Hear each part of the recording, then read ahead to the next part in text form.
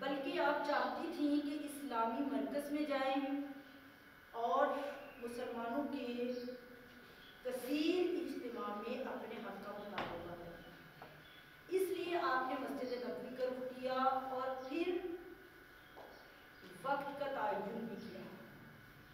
آپ اس وقت مسجد نبوی میں تشریف لائیں جب مسجد نبوی لوگوں سے کچا کچ بھری ہوئی تھی، مہاجرین و انصار سب موجود تھے۔ جب آپ مسجد کی طرف تشریف لے گئی تو خواتین کی ایک جماعت بھی آپ کے ہمراہ تھی۔ خواتین نے آپ کو ہر طرف سے گھیر رکھا تھا۔ مسجد میں پردے کا اہتمام کیا گیا کیونکہ آپ حبیب رسول خدا تھیں اور فخر مقدرات و عصمت تھیں، خواتین اور سرکار۔ جب حکومت نے دیکھا کہ پردے کے پیچھے رسول اللہ کی دختر فرزانہ اپنے خاندان کی خواتین کے ہمراہ تشریف فرما، حکومت کو معلوم تھا کہ وہ کائنات کی فصیح ترین انسان کی دختر ہے اور خود ان کی اپنی ذات اس جہان کی تمام خواتین سے فصیح ہے۔ اب حکمرانوں کے لیے ان کا پرفصاحت احتجاج سننا ناگزیر ہو گیا۔ دختر پیغمبر کا خطاب ہر لحاظ سے منظم، دقیق اور عمیق تھا، ہر قسم کے تزلزل، اضطراب سے پاک تھا۔ اس میں کہیں بھی مغالطہ نہیں تھا، نہ کوئی بسرہ گوئی تھی، نہ اپنے خطاب میں آپ نے تند و تیز تان و تشنیع سے کام لیا۔ آپ نے اپنی عزت و عظمت، اپنے مقام و منزلت اور اپنے عرفہ و اعلیٰ شخصیت کو سامنے رکھ کر خطاب فرمایا کہ مبادہ کے کل ان کی شخصیت پہ کسی قسم کا کوئی حرف نہ ہو۔ پھر سیدہ طاہرہ صدیقہ کبریٰ سلام اللہ علیہا نے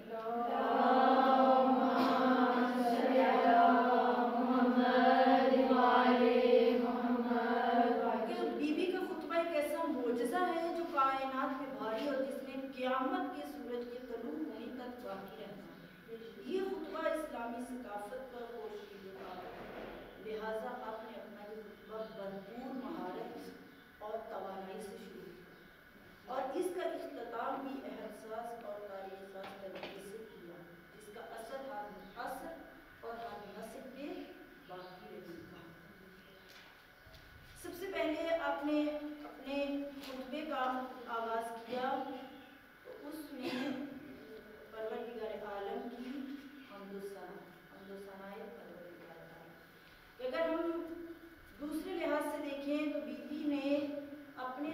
میں ابتدا سے لے کے انتہا تک صرف اپنے مطالبے کو مرکوز نہیں رکھا کہ صرف اپنا مطالبہ جو بی بی لے کر آئی تھی اس مطالبے کی بات کی ہو، بلکہ آپ نے مختلف موضوعات پہ بحث فرمائی، اور جب آپ نے ماحول کو مناسب پایا تو لوگوں پہ معارف الہیہ کے چشمے جاری کر دیے اور نہایت ہی خوبصورت انداز میں فلسفہ شریعت اور مقررات الہی کو پیش کیا، جس میں توحید پروردگار، حمد پروردگار سے اپنے خطبے کا آغاز کیا۔ اور جیسے ہی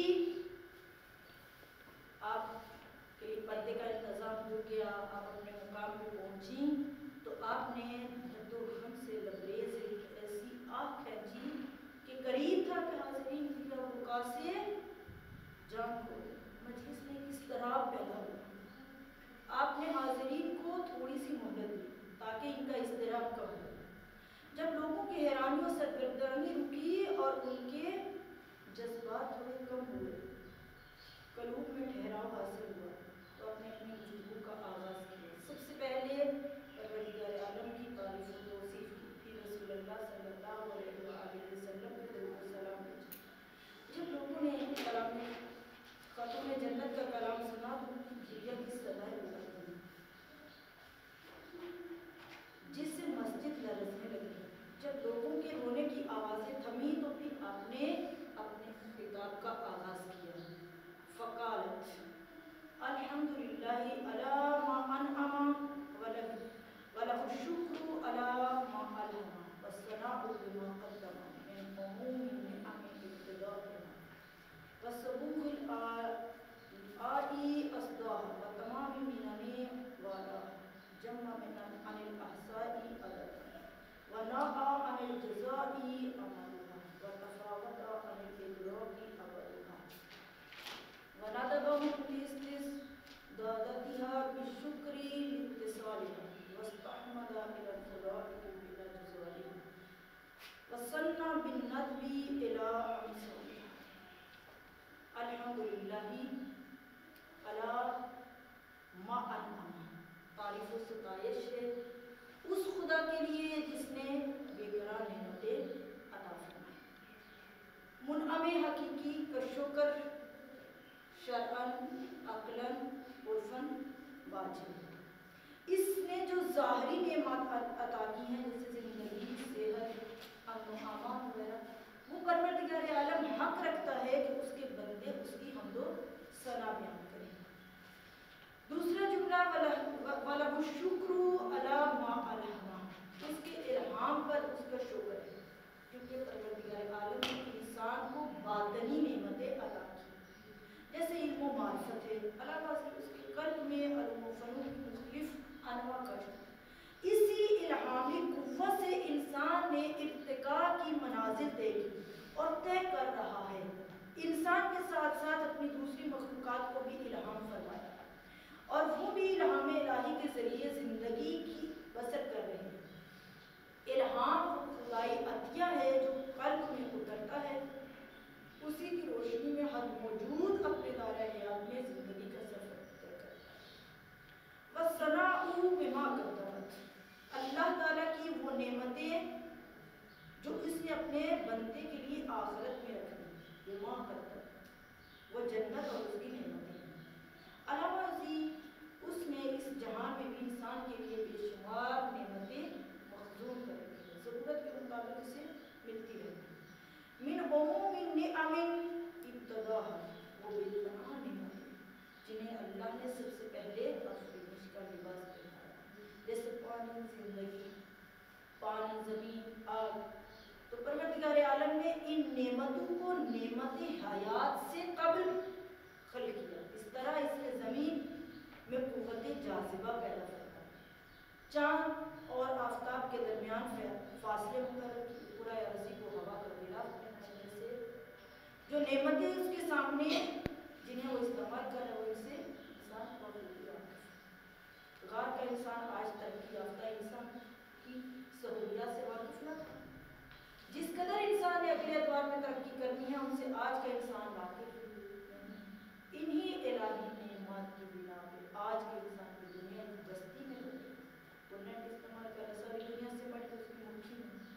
صدیوں کے فاصلے منٹوں سیکنڈوں میں طے کرنا. تو یہی کہ وہ انسان الہام کو پروردگار نے انسان کو الہام کیا.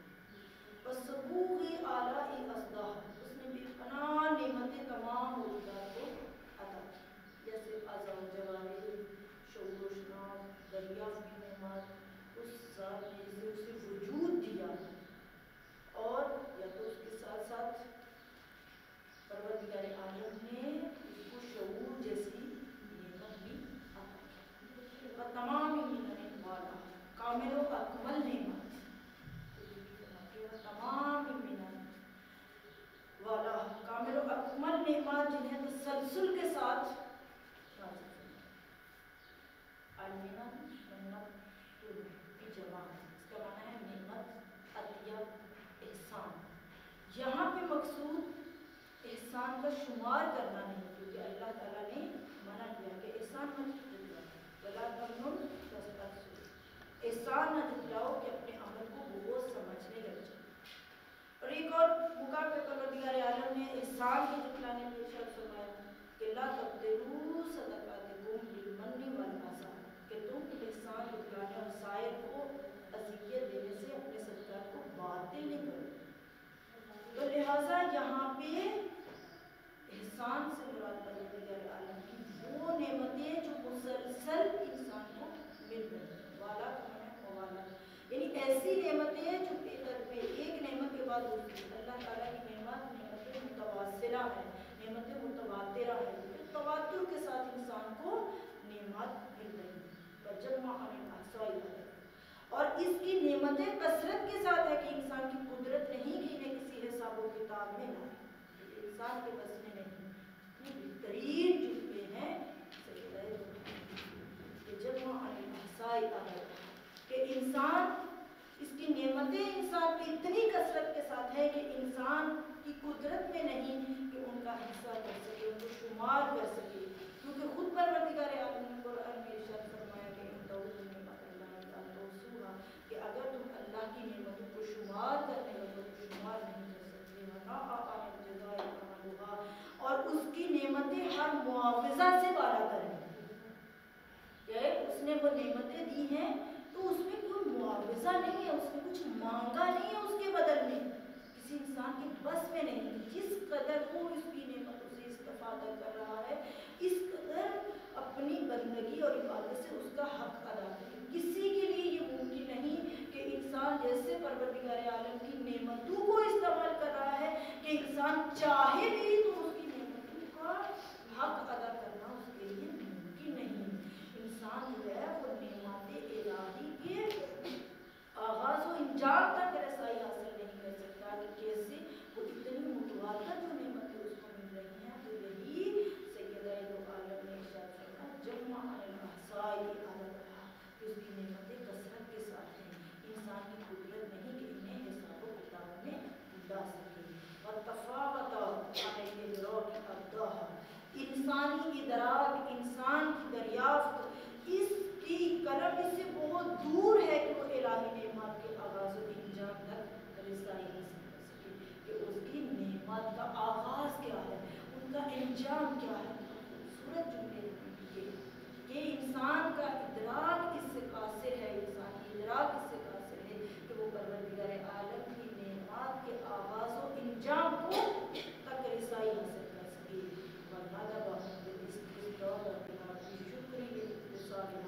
پروردگار عالم کا شکر اس کی نعمت کی زیادتی کا موجب ہے. نعمت پروردگار عالم کا ذکر کرنے کے بعد پھر سے یہ دعا فرماتی ہیں کہ بشکری لاتصالھا، کہ پروردگار عالم خداوند عالم کا شکر اس کی نعمت کی زیادتی کا موجب ہے. جس قدر انسان اللہ تعالیٰ کا شکر ادا کرتا ہے، اللہ تعالیٰ اس کو نعمت کا نہ ختم ہونے والا سلسلہ جاری کرتا ہے. جیسے پروردگار عالم نے قرآن میں ارشاد فرمایا ان شکرتم لازیدنکم، کہ جس قدر تم شکر کرو گے اس قدر تمہاری نعمت میں اضافہ کر دوں گا. پھر فرماتے ہیں واستحمل الی الخلائق باجزائها، کہ خداوند عالم کی حمد و ثنا اس کی برکات و سعادت میں کثرت پیدا کر دیتی ہے. اسی لیے اس نے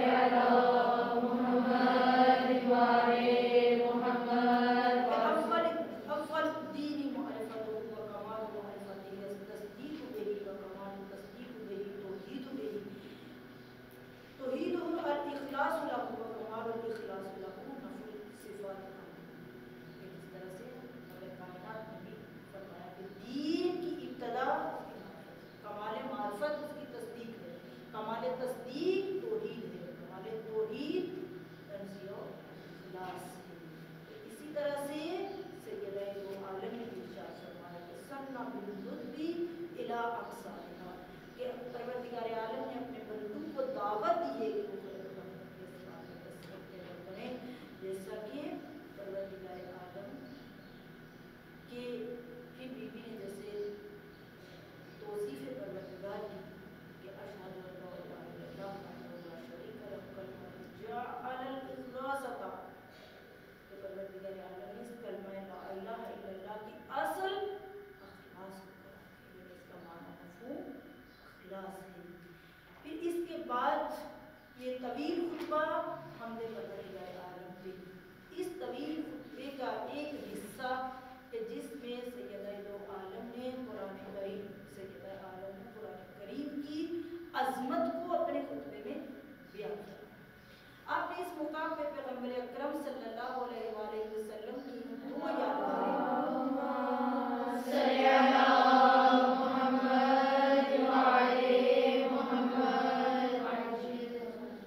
जैसा कि फरमाने रसूल था सल्लल्लाहु अलैहि वसल्लम का फरमान था कि इन्नी तारिकुन फ़ीकुम सकलैन किताबुल्लाहि व इतरती अहल बैत, मैं तुम्हारे दरमियान दो चीज़ें छोड़ के जा रहा हूँ, दो यादगारें छोड़ के जा रहा हूँ।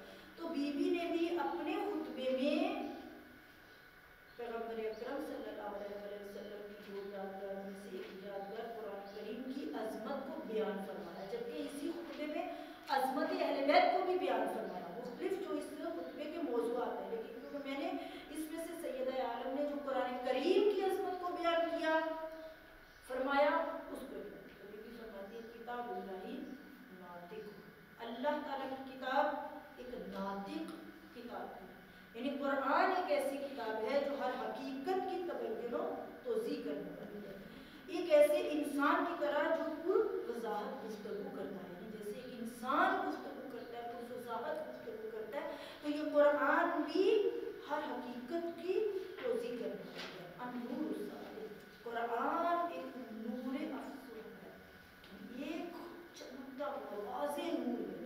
खुद परवरदिगार आलम ने इस किताब को नूर से, यहाँ बीबी ने लफ्ज़ नूर इस्तेमाल किया कुरान के लिए कि किताबुल्लाहि नातिक़ु अन-नूर सातिक़, और फिर परवरदिगार आलम ने भी कुरान का तारुफ करवाया तो कहा फ़आमिनु बिल्लाहि व रसूलिहि वन्नूरिल्लज़ी अंज़लना वल्लाहु बिमा तअमलून ख़बीर, कि तुम अल्लाह उसके रसूल पे ईमान और उस नूर पे जिसे हमने नाज़िल किया, अल्लाह तुम्हारे अमाल से बाखुबी आगाह है। तो यहाँ बीबी ने लफ्ज़ नूर कुरान के लिए, किताब के लिए इस्तेमाल किया। और वज़ियाउल लामी, ये ऐसा नूर है कि जिसकी रोशनी कायनात को रोशन कर रही है, यानी ये ऐसा नूर नहीं है कि जिसका, क्योंकि नूर तो लफ्ज़ नूर तो नूर हर नूर के साथ ही कहते हैं, एक छोटा सा दिया उसकी रोशनी को भी नूर कहा जाएगा, लेकिन बीबी की ये फसाहत व बलागत, ये सैयदा दो आलम सल्लल्लाहु अलैहि वसल्लम की फसाहत व बलागत है कि ये अन-नूर सातिक़ व ज़ियाउल लामी, कि ऐसा नूर है जो शाह है, जिसकी रोशनी धीमी धीमी नहीं है, बल्कि इसकी रोशनी से कायनात रोशन है, ऐसा नूर है कि जिससे कायनात रोशन है। बय्यिनातुन बसाइरुन, इसके दलाइल व बराहीन वाज़िह, इसमें ऐसी चीज़ें नहीं है कि कोई इंसान ये कह सके कि हमने तो इसके कुरान ने जो दलाइल बयान किए हैं वो हमारी समझ से बाहर आता है, बल्कि कुरान का जो तारुफ करवाया फरमाया बय्यिनातुन बसाइरुन, कि इसके दलाइल व बराहीन वाज़िह, तौहीद, नबुव्वत, इमामत, हश्र व नश्र के दलाइल रोशन और वाज़ेह है इस कुरान में। जो लोग कुरान मजीद की मंतिक़ के आरिफ हैं और दलील व मदलूल, इल्लत व मालूल की मुनासबत का माना व फ़हम रखते हैं, जैसे कि कुरान करीम में खुद परवरदिगार आलम ने इरशाद फरमाया लौ कान फ़ीहिमा आलिहतुन इल्लल्लाह फ़सदता, अगर ज़मीन व आसमान में दो खुदा होते, खुदा के अलावा दो खुदा होते, खुदा वाहिद के अलावा कोई और खुदा होता तो दोनों तबाह हो जाते। और फिर परवरदिगार आलम ने कहा वमा खलक़तुल जिन्ना वल इंसा इल्ला लियअबुदून, कि मैंने जिन्न और इंसान को पैदा नहीं किया मगर इबादत के लिए। मुख्तलिफ किस्म की मिसालें कुरान में वाज़ेह अल्फाज में,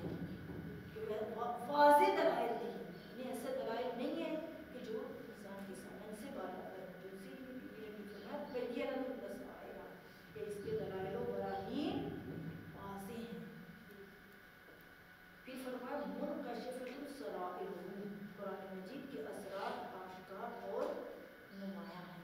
یہ قرآن کریم کی آیات کے معنی، اس کے دلائل روشن و آشکار ہیں. اس کے اندر وہ آیات بھی ہے جن کے معنی مختلف ہوتی ہیں، اور اس میں وہ معنی بھی ہیں جو بالکل واضح ہیں. پھر ارشاد فرمایا متجلیۃ الظواہر، اس کے ظواہر کامل طور پہ آشکار ہیں. اس کے جو ظواہر ہیں وہ کامل طور پہ آشکار ہیں. مختبطۃ بہ اشیاء، قرآن کریم کے راستے کے راہرو پیروکار کو لوگ رشک و حسرت کی نگاہ سے دیکھتے ہیں. قرآن کریم کے راستے پہ جو چلنے والے ہیں، قرآن کے پیروکار ہیں، لوگ ان کو رشک و حسرت کی نگاہ سے دیکھتے ہیں.